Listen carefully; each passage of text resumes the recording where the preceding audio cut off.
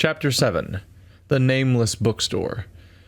The Shambler turned out to be much more than an artwork painted by Sarah Hawkins, as a huge creature came out of the painting to attack Pierce. After a hard fight, the detective managed to send it back into the painting. He later discovered that the dagger he used to repel the creature had been sold to Sanders by a man named Algernon Drake, owner of the Nameless Bookstore. Pierce decides to pay the library a visit. Yeah, I have to admit that the solution to that did make more sense than I was initially giving it credit for, in that, yeah, you take the dagger, which thankfully you can recon and find in advance like I did, and you use that to repel it by attacking the painting, which is where it came out of. So it makes some logical sense. It's just the trial and error of dying while trying to do it is just bleh. Kind of over instant death, run away from the bad guy horror segments.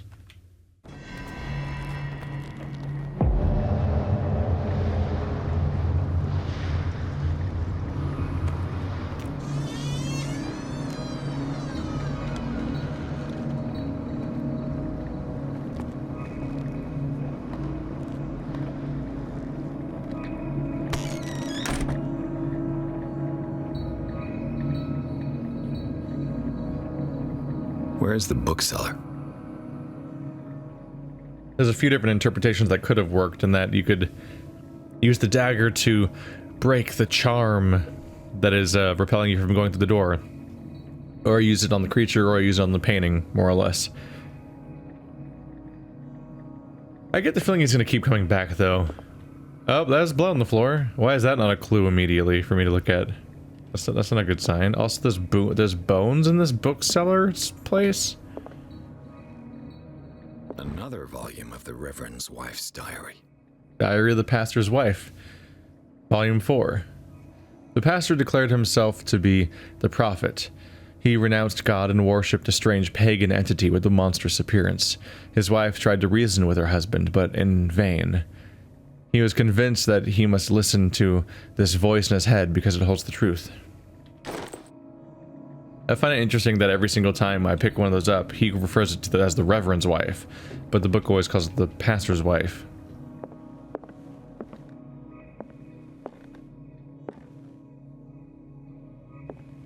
We'll see. I hope it doesn't happen, but the Shambler might just keep coming back every other chapter and I have to hide from it again or something. Darkwater History, Harry Campbell, Volume 2. A Puritan colony led by Reverend John Wickwood settled on the island in the 17th century. They named the island Darkwater because of the dark shades of the sea. They believed it was because of the peculiar color of the rocks surrounding the island. They erected the first buildings, among which were the Hawkins Manor, the church, and the cemetery. The rare documents and handwritten notes they left spoke of nightmares and deviant behaviors that disappeared at the beginning of the 18th century.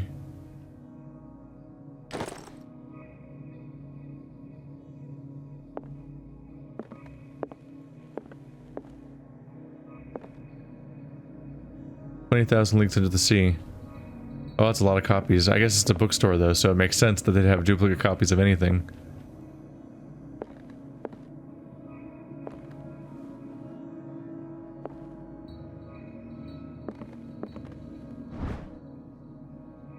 Breviary of Medicine, Tome 3. Even a few years back, it was possible for a single practitioner to know all the medical knowledge of his time.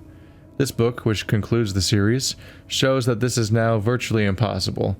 About 10 renowned doctors took part in putting this collection. Did you just level up? Nope, one more. One more. Oh, I have 2 points. Oh, because these didn't get spent because I died. Damn it. I was hoping I had more points again. Oh well.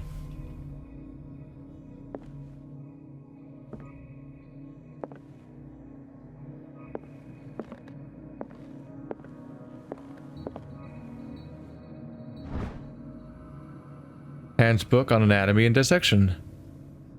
As precise and illustrated with as much detail as the first volume, this book focuses on the healing surgeries specific to malformations and motor disorders.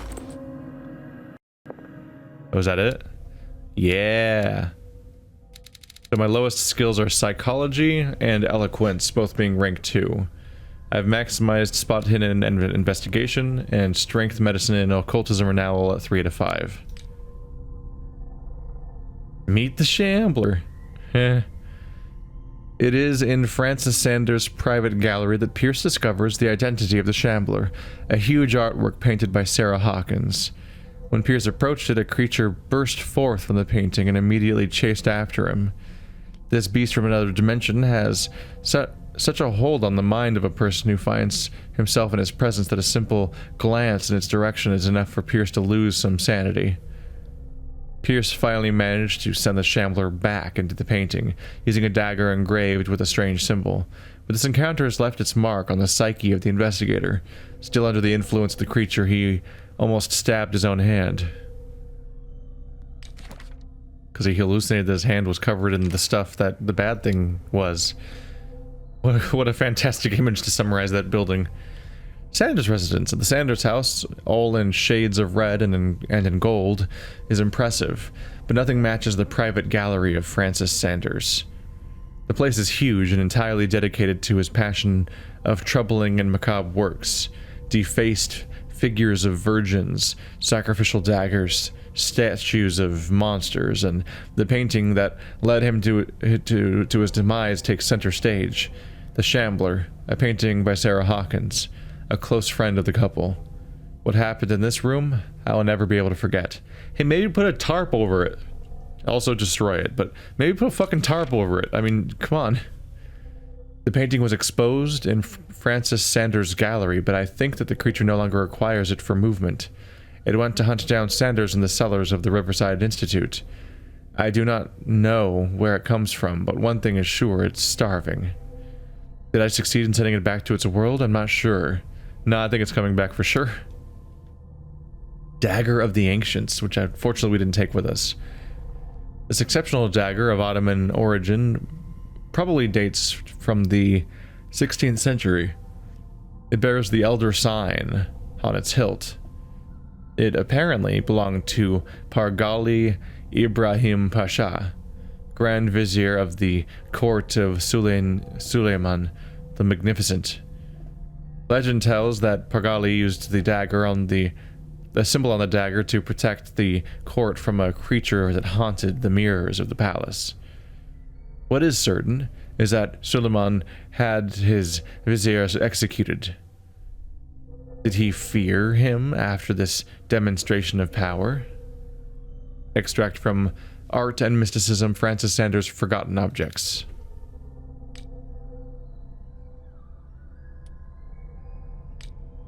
Yeah, it's not in our inventory, we just have a lighter and a lamp. That's it.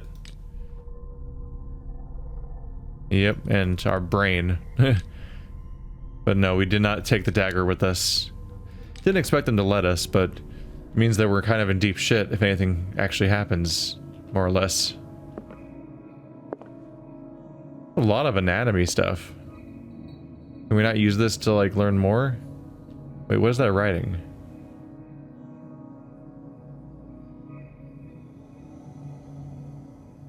Does that look backwards? I'm not sure.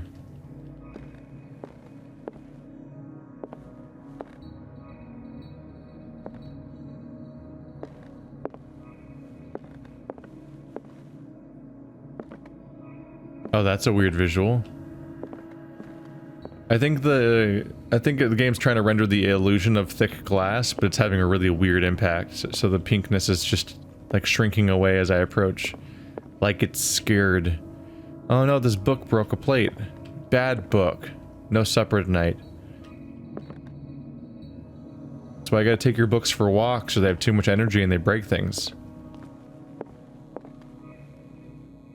Secret things. Oh. Also, there's a hole in the wall that the painting's covering. This room's probably less important, right? Let's check this one first. What happened here? Oh. I don't know which one's more important. I can't tell. One has an investigation, whereas the other one has a spot hidden. So let's do that one first, I guess.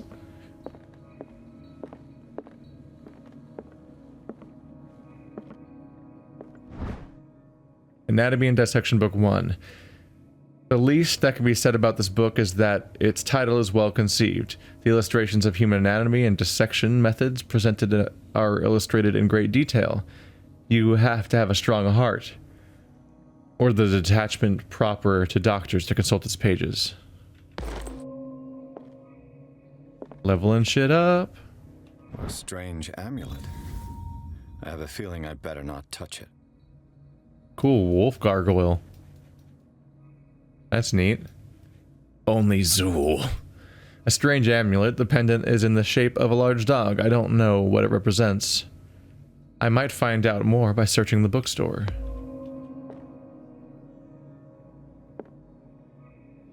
That was it? That was here? That's not a hidden object? The fact that there's a freaking safe back here? That doesn't count?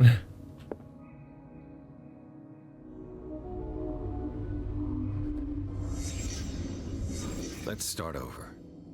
Where did they break in from?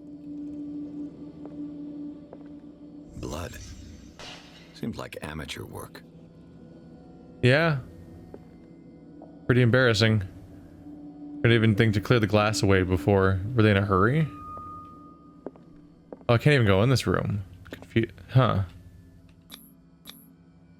Someone tall left this footprint. A man, probably.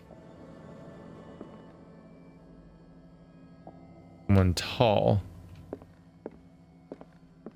Reminds me of the idea of the word racha being on the wall and in a study in pink. Or a study in red? It's a study in scarlet. Was that what it's called?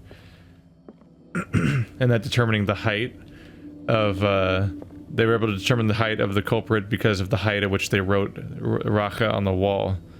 Which, interestingly, I've never read a study in scarlet or whatever. I've seen the episode A Study in Pink of the Sherlock show, which is not a great show. But I've read A Study in Emerald, which interestingly loops us back to Lovecraft. A Study in Emerald is a crossover between Sherlock Holmes and Lovecraft, written by Neil Gaiman. It's a neat little graphic novel to go through. No sign of struggle. If the burglar smashed this jar, it wasn't intentionally. Was he hurt then?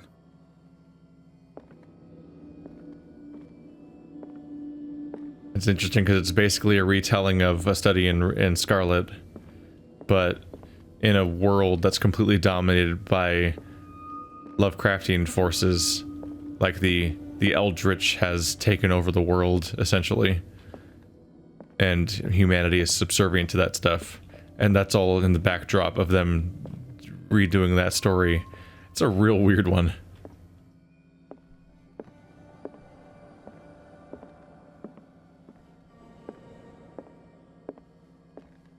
What killed all these animals? Whoa. Those are big freaking roaches, by the way.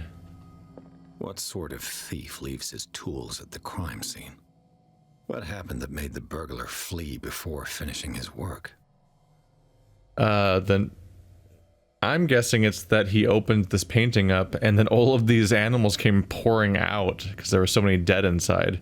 That'd make me run away. That's pretty fucking scary. That's how you gain a point of madness in D&D.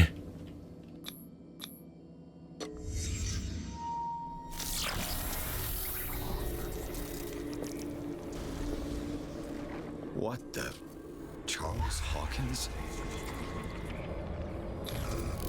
Looks like the symbol rejected Hawkins. Where did I see it? We're getting like observer style screen glitching with chromatic aberration. Like this is a simulation in a computer. What sort of power did Sarah Hawkins' painting possess? Too much, evidently.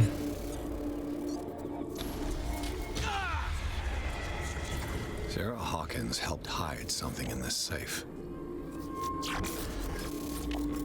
His voice is so calm despite the urgency of him being thrown around.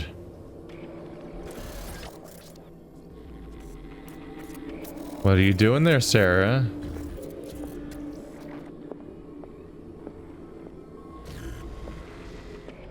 The The green book that broke something. Like, I keep thinking it's going to be important.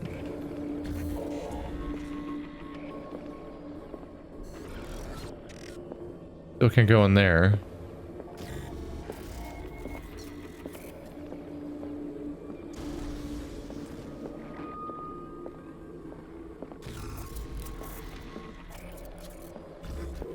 Oh, you. I was like, what grand detail am I missing here? Drake put in a great deal of effort to hide whatever is in here. Everything is linked to the Sarah Hawkins case.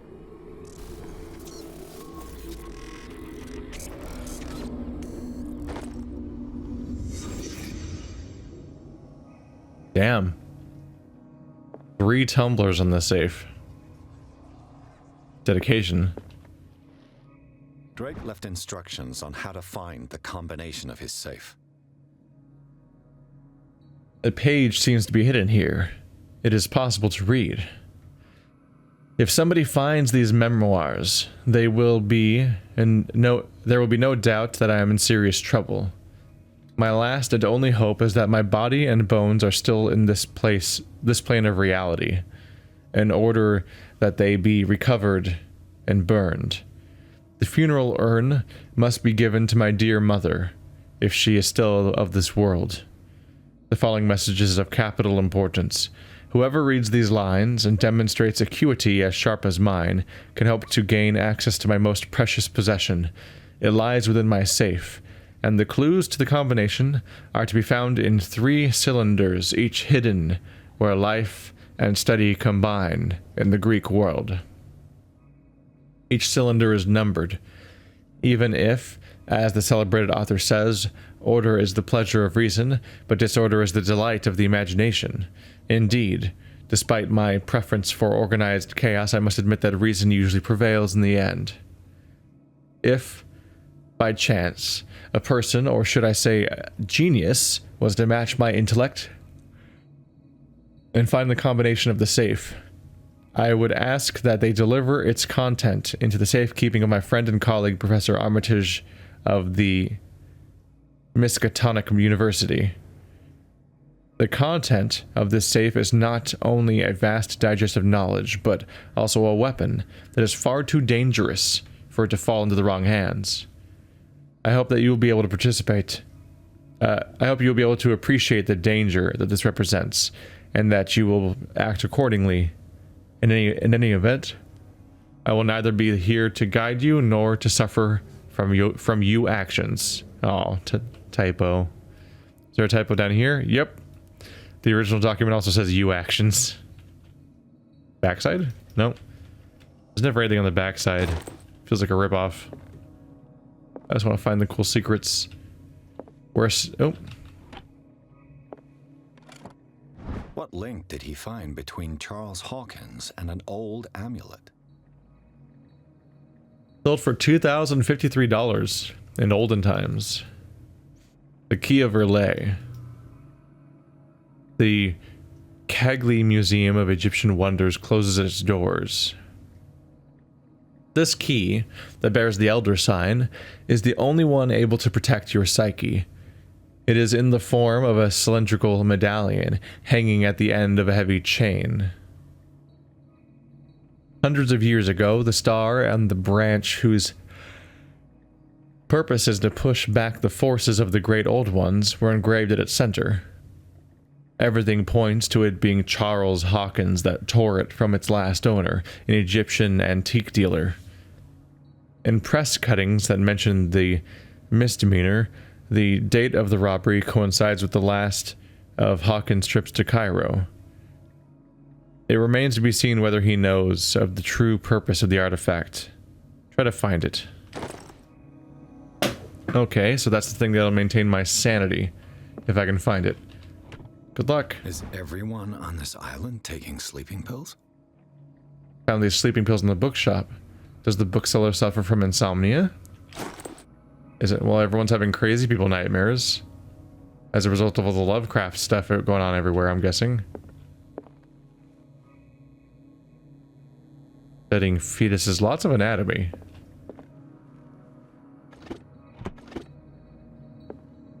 This guy had a clear focus. Alchemy.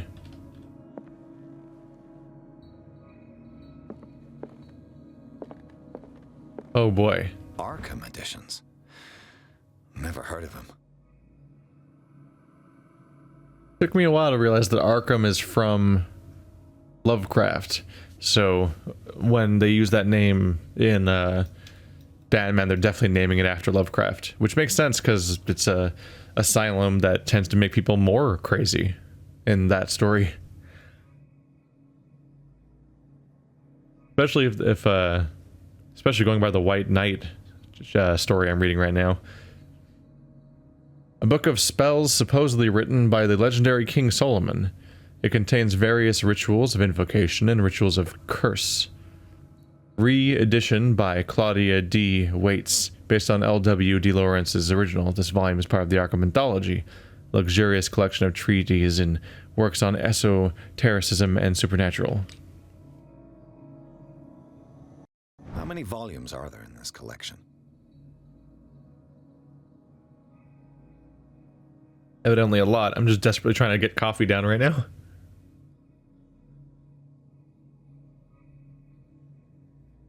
There we go. I was waiting for a dialogue moment to happen. I figured that the moment this chapter started, I'd talk to the bookseller or something and have a nice little bit of dialogue so I could drink my coffee. Nope. Another volume by Arkham Editions. I don't think we want to read the description of every single one. Arkham Editions. Never heard of him. Yeah, you said that. Azathoth and Other Horrors. How many volumes are there in this collection? Another volume by Arkham Editions. He likes to say that. There's no numbers on these, is there? The one on the on the spine? Never heard of him. Okay, you can stop saying that now. How many volumes are there in this collection?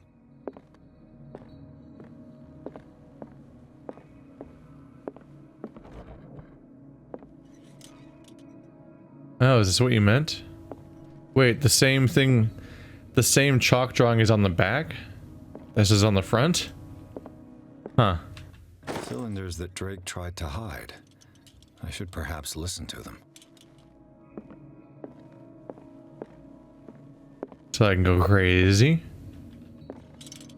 The Book of Zion is the foundational work behind Helena Blavatsky's theosophical movement. Its followers place truth on the same footing as a religion.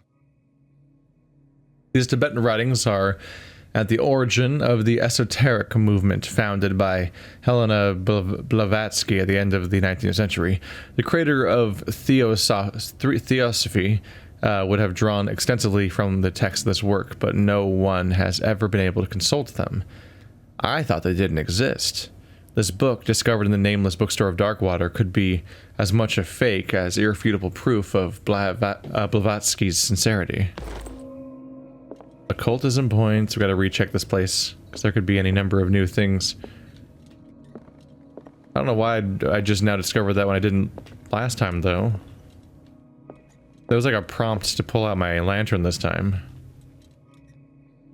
So now the lantern's out, I'm checking again. Guess they're hiding more things from me. These skill checks are important.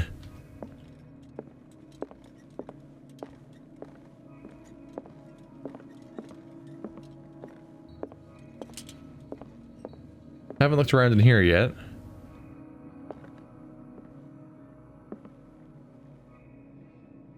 A kind of chalice. This goblet seems to be very ancient. It seems to be made of gold and decorated with real precious stones. Do the rubies and sapphires make up a specific motif?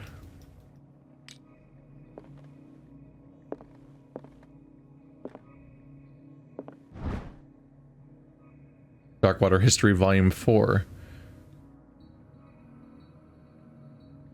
A lot of inconsistencies with the names, right? Like, our character always calls that one guy a reverend, but the book itself calls him a pastor. This says Darkwater History, that says History of Darkwater. It's just like weird inconsistencies. In the 19th century, as the American whaling industry reached its peak in the rest of the world, whales gradually disappeared from the waters surrounding Darkwater. This phenomenon appears even more mysterious because up till then the region was a favored refuge for cetaceans. In 1847, after months of pursuit, Scylla returns to port with a gigantic creature on board. Its crew asserts the sea monster had eaten all the disappeared whales. After a night of ferocious combats, the survivors managed to drag the beast onto the whaling ship. They caught a Cthulhu, and then they ate it. And then they all became Cthulhu babies. That's how it works. Ah. Algernon Drake. That's the same one from the other room. Hivmani Core.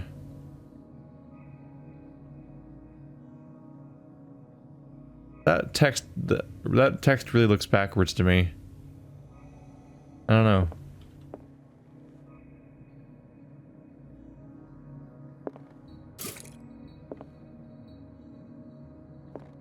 Things are not looking good.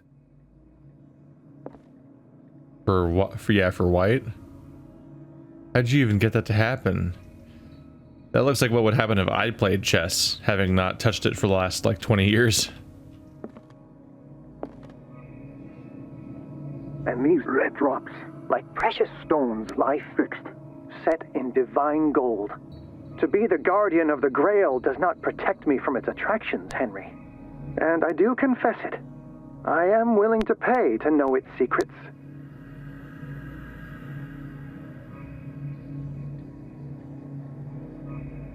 I finally understood that we were only pieces on the chessboard of the gods. Let those of us who are still standing protect our White Queen from their dark soldiers. I see our number dwindling, and my will strengthens as my apprehension grows. We shall refuse to be the playthings of destiny. Dear friend, I thank you again for the anthology of the works of Arkham editions that you sent me. Volume 9, Azathoth and Other Horrors, seemed particularly relevant to my research.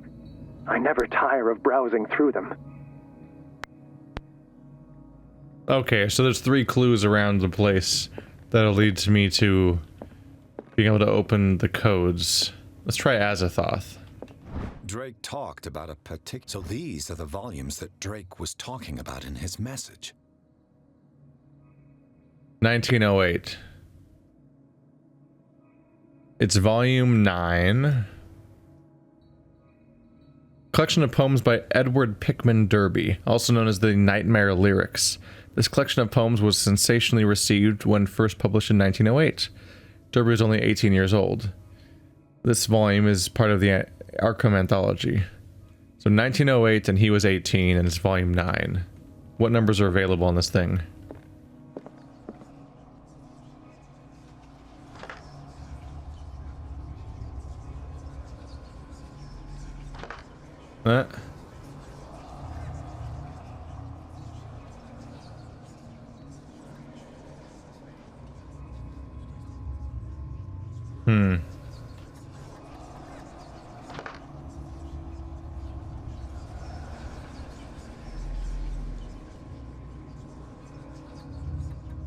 Looks like it's just a 1-digit thing.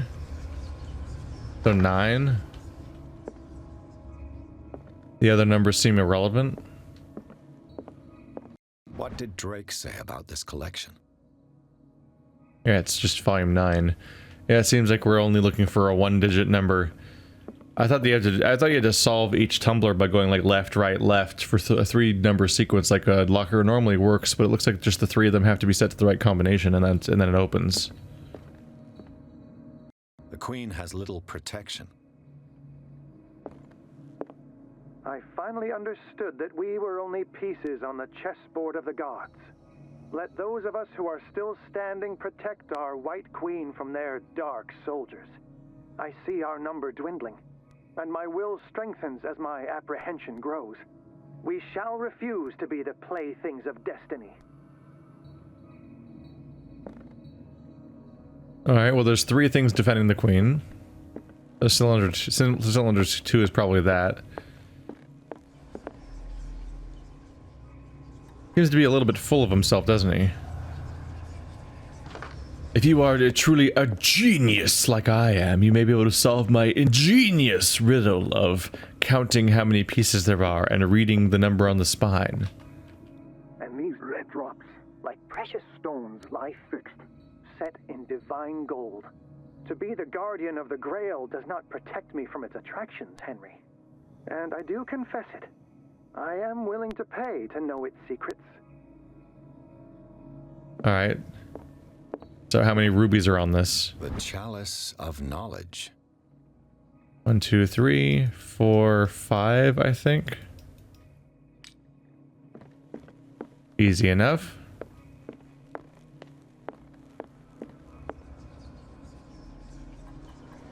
Good thing I'm a genius.